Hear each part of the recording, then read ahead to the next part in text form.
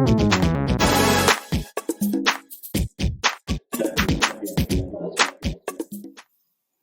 I'm Will LaVeist. This is Eric Claville. You tune into LaVeist and Claville, where we give it to you straight talk, just the way it is, from a black male perspective. But let's get right to it. Today's show, the passing of our legends. Recently, you had three heroes of the black community that have passed in the area of sports and entertainment. Hank Aaron, the home run king, Hall of Famer, Cicely Tyson, legendary actress of the stage, of film, and television. And then John Chaney, the legendary NCAA Hall of Fame basketball coach of both Chaney State University and Temple University. And so with the passing of these heroes, for us coming up in the 80s and 90s and with these people, it inspired us to be all that we can be. It's certainly seemed like a changing of the torch that's happening. Yeah. Will, when you mentioned the passing legend, you started with the names, Cicely Tyson, Hank Aaron, John Chaney from Temple, and also just passed last year, John Thompson, out from Georgetown. These are, not just giants. And I think the word giants really don't do it justice because they meant so much. It seems like college basketball is not the same without the two Johns, right? Yeah. Chaney and Thompson, man. Because they were like, they're almost bookends. If you were watching ball, if you came up playing like I did, coming up in New York, basketball player with dreams of playing college ball and all of that.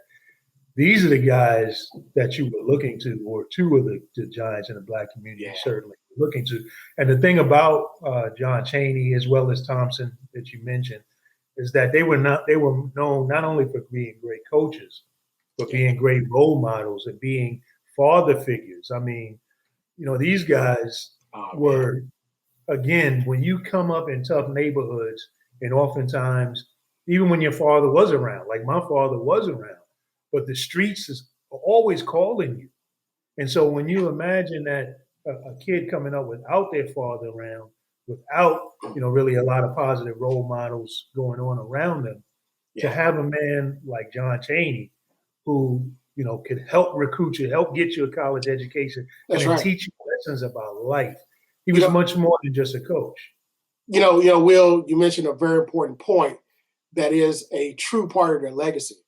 They wanted to make you men, not just great basketball players, not just get you to the league, but they want to make you men. And if you look at the men that the young men that they mentored from some of the harshest communities in our country, brought them to where they were at Temple or Georgetown, and look what they're doing now in the community.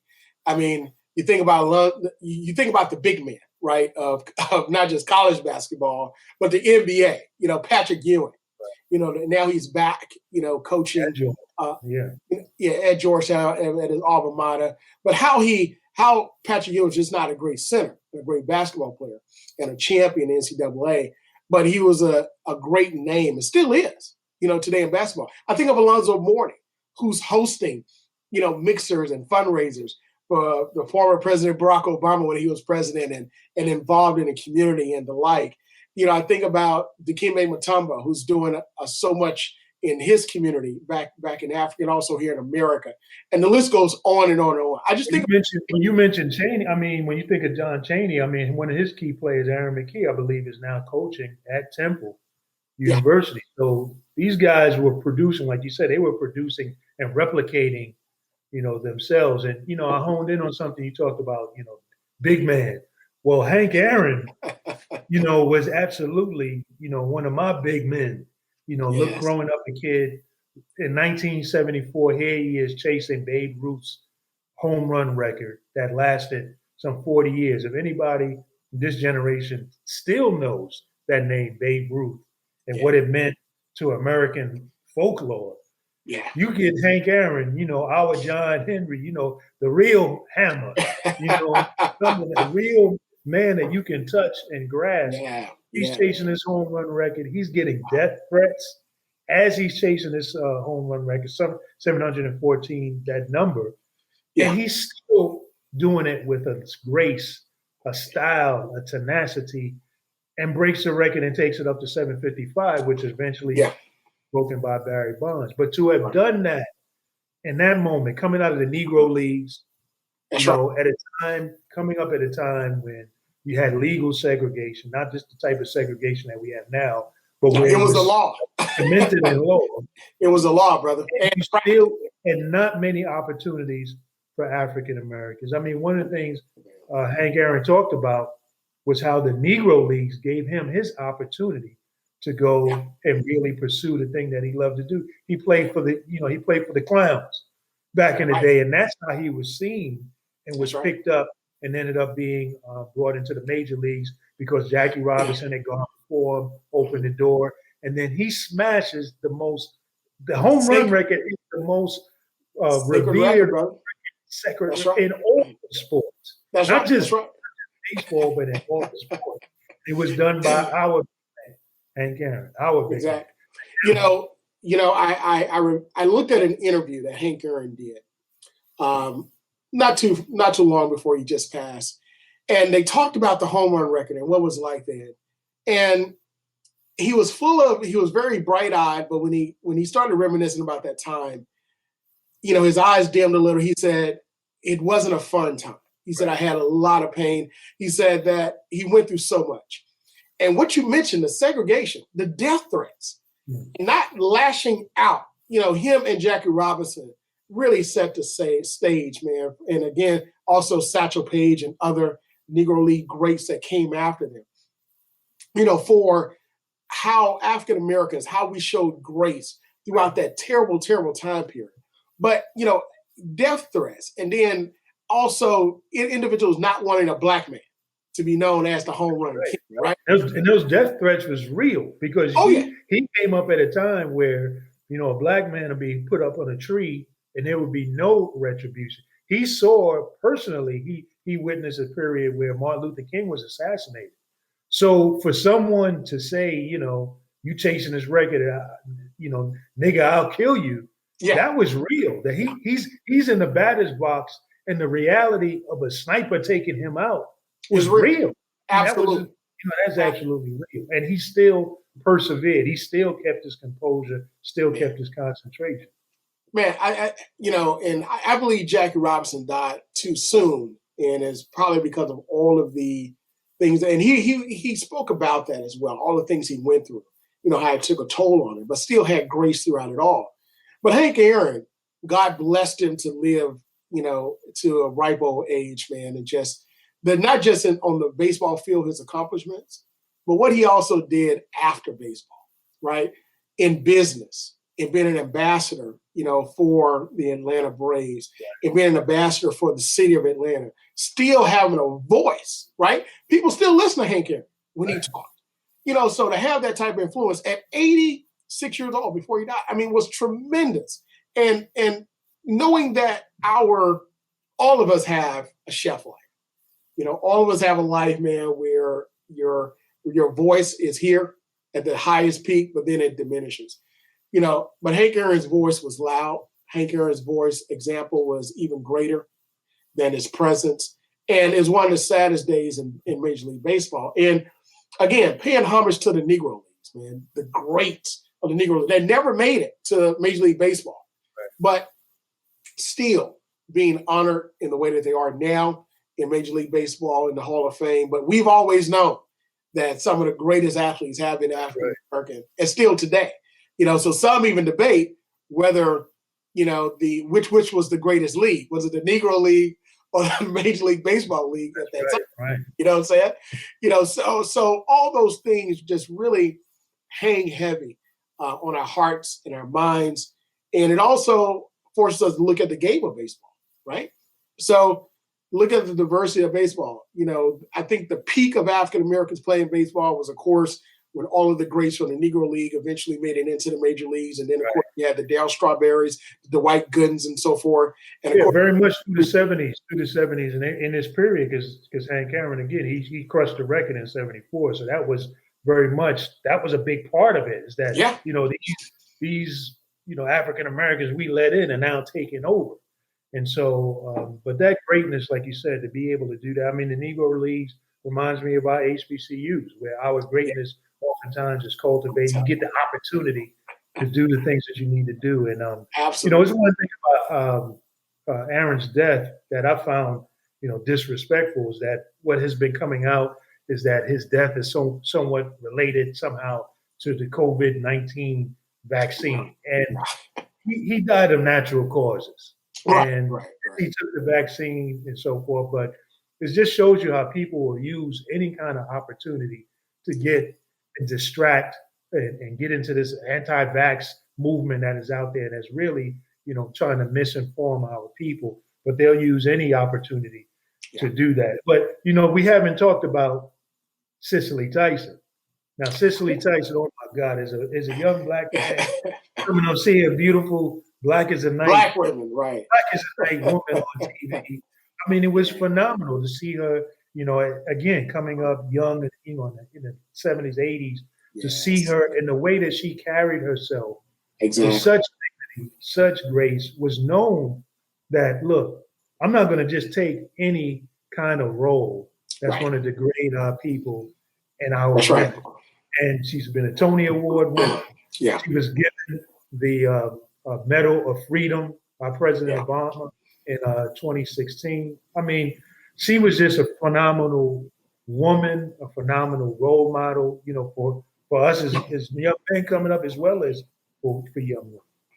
Look, I was saving to talk about Cicely Tyson at the end, because just it's so much in Cicely Tyson who she was. First of all, she was absolutely, I think, absolutely beautiful. I think the epitome of grace up until she died, 96 years old, right? You mentioned the time period that she was in. She faced not just racism, which all actors, so we talked about sports, Hank Aaron all face, but she also faced sexism. And keep in mind, she came up through a time where movies where you were either as a black actor or actress, you were placed in the most degrading roles. Subservient, you were a slave, you were a servant, you were a prostitute, you were a pimp or a drug dealer and so forth. And even though a lot of our African American actors and actresses during that time period were classically trained. That's right. I mean, they were trained in theater.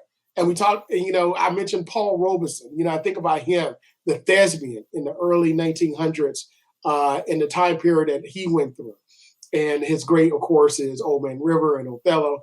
But it took a lot to get to that point. And Cicely Tyson, in a time period where there was a lot of money out there, and she could have taken these roles in black exploitation movies, to be the next great street woman or the next great prostitute or drugs and all that stuff. She said, no, I'm not going to do that.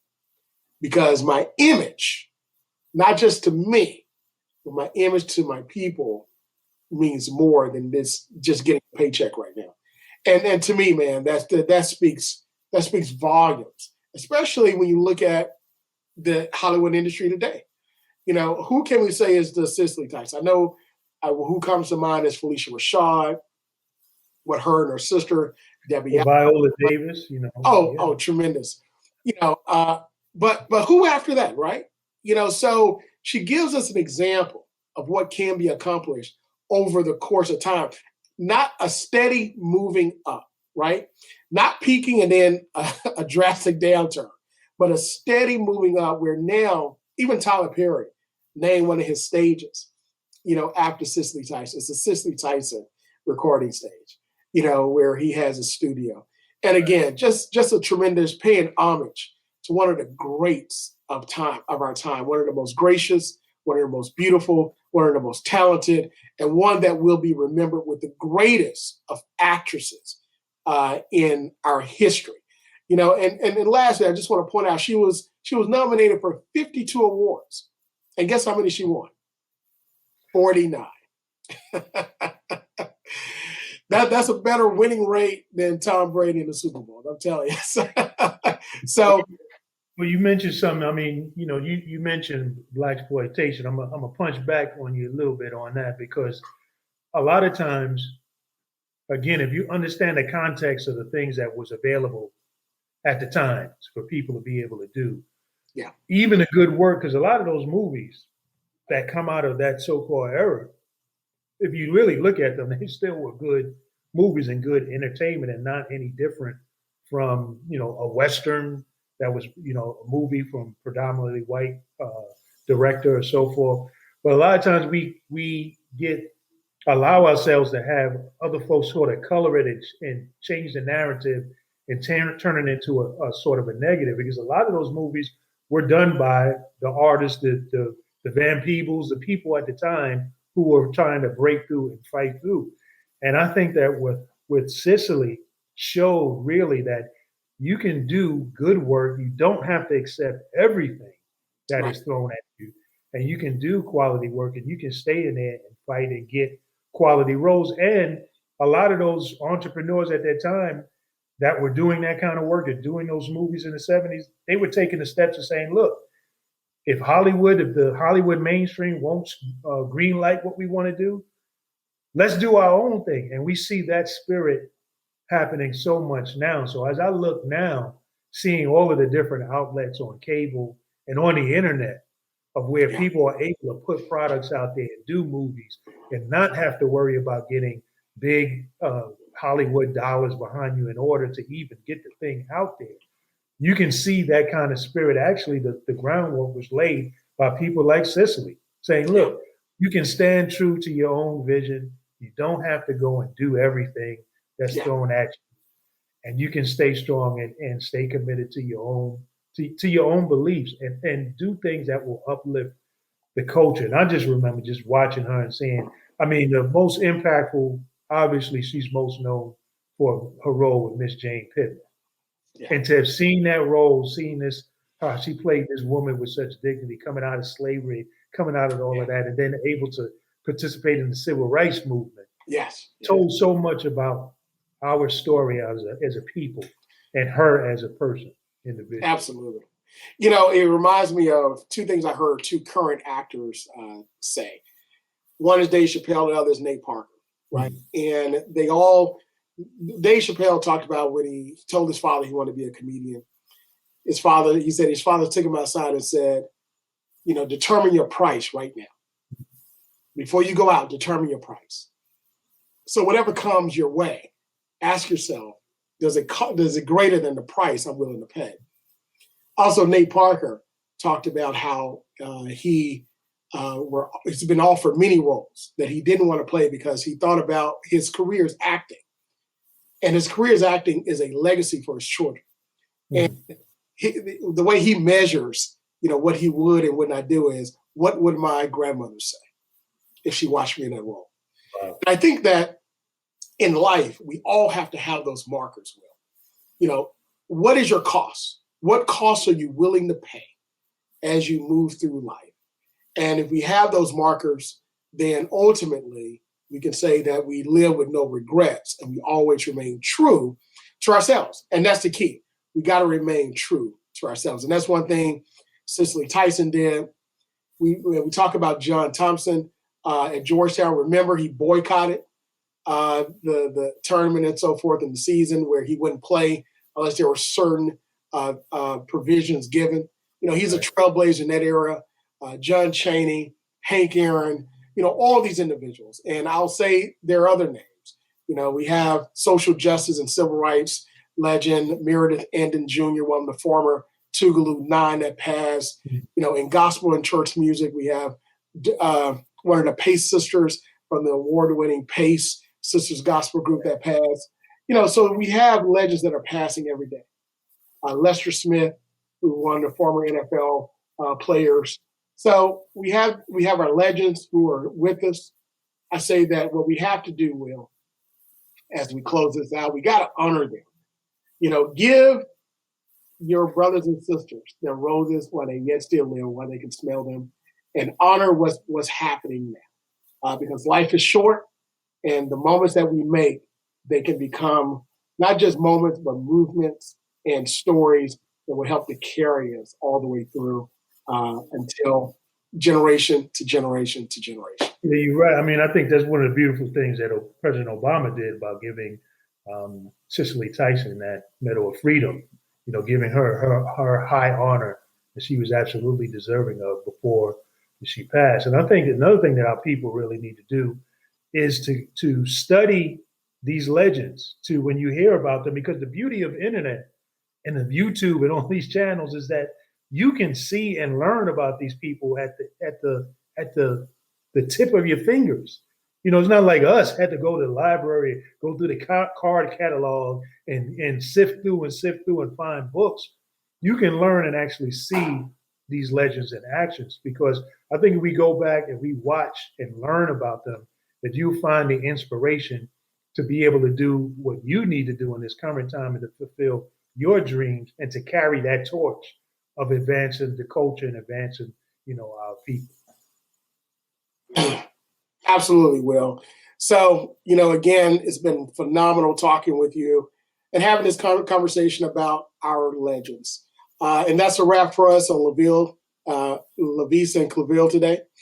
Again, thanks to our producer, Ben Bailey, behind the controls, keeping us right and tight. Join us each week as we bring it straight to you with facts from a Black male's perspective. Don't forget, follow us on social media, Facebook, Instagram, Twitter, LinkedIn, and our website at LaVeistandClaville.com. And finally, email us at LaVeistandClaville@gmail.com. But until next week, we'll see you then.